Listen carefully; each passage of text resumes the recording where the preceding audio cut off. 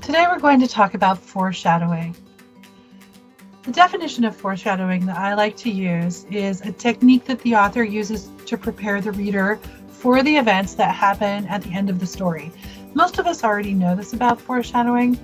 What we might not know about foreshadowing is that foreshadowing comes in two parts. The first part is the plant, and the second part is the payoff. So the definition of a plant is where the author first hints to the readers that something surprising or important is going to happen later in the book. So the best example I can think of is Hatchet by Gary Paulsen, where Brian has to fly over the woods of Canada. So he gets into the plane, a small two-seater plane with the pilot, and he asks the pilot how to fly the plane.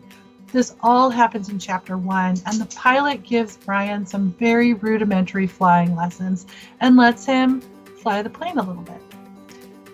The pilot's not feeling that well, though, and he hasn't been feeling that well since the beginning. So there's something that's going to happen in the book that deals with the fact that Brian had to learn how to fly a plane and the pilot doesn't feel well. So that's the plant. Pilot doesn't feel well is the plant. Brian learns to fly the plane is the plant.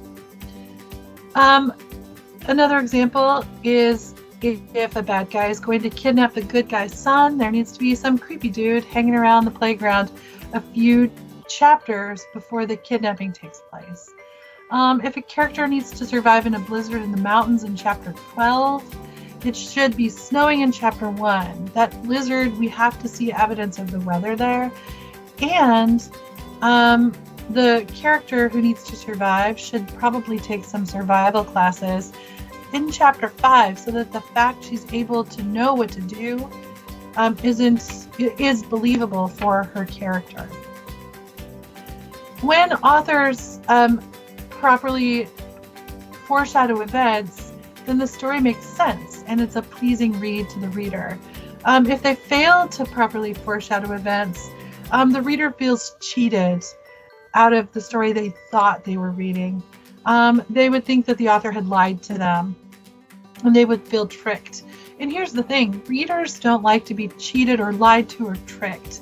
That's where foreshadowing comes into play, so that as a reader, we don't have those feelings. And really excellent authors are able to put those plants in so that readers are prepared for the payoff, what later becomes the payoff. So here's what experts say about foreshadowing. Basically, the authors need to let us in on the rules.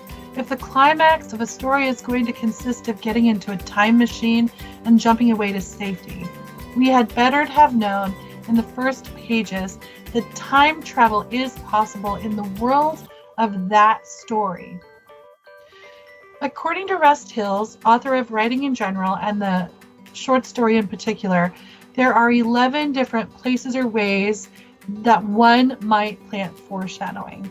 And his article, which we will read in class and which is on your Schoology page, goes into more detail about each of these 11 foreshadowing plants. The second part of foreshadowing is the payoff. Once the plant is in place, once we know the pilot doesn't feel well, once we know Brian has had some flying lessons, then the author has to bring the payoff front and center. So the pilot doesn't feel well, we've known that since the beginning. When he has a heart attack, that makes sense to the reader because his health has been an issue the whole time. When Brian has to land a plane, we know that he might be able to do it. And when he does crash land the plane, it makes sense that he was able to crash land the plane and survive because he had those flying lessons early in chapter 1. So the payoff is what the plant hinted at. If author's plant hints about kidnapping, jilted lovers, time travel, or heart attacks while piloting a plane, then the payoff is when the author has the person get kidnapped, discover the affair, get in the time travel machine to stop a future event, or die of a heart attack and leave Brian to fly the plane and survive the crash. The payoff always needs to happen.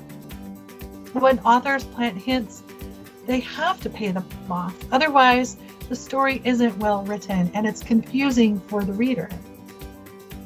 So here's what experts say about plants and payoffs. When you insert a hint, and that would be the plant is the hint. When you insert a hint of what's to come, look at it critically and decide whether it's something the reader will glide right by, but remember later with a eureka, because that's foreshadowing. That eureka moment is probably where the payoff happens.